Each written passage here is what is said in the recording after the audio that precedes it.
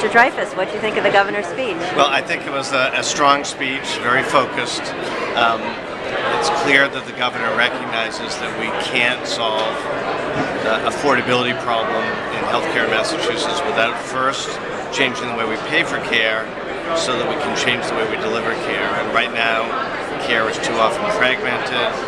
It's not focused on chronic illness and the kind of drivers of high cost. I think there's going to be greater accountability in the system, which we need. I think this is going to put appropriate pressure on hospitals and physicians to moderate their costs, and I think that will help us bring premiums down.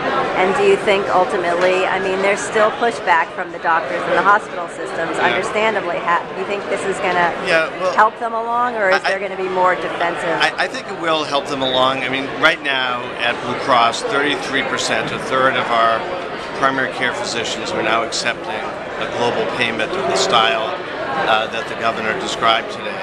They like working under a global payment. It liberates them from the treadmill of having to just be reimbursed for seeing patients.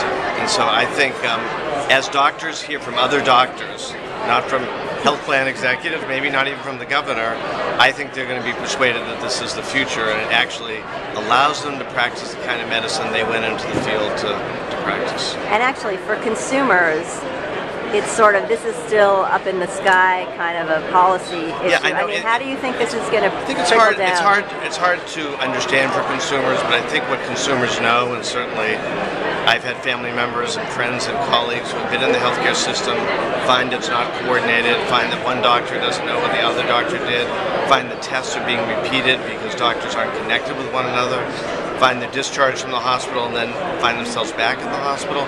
I think all those problems that patients encounter in the system, many of them will be eased by this kind of model.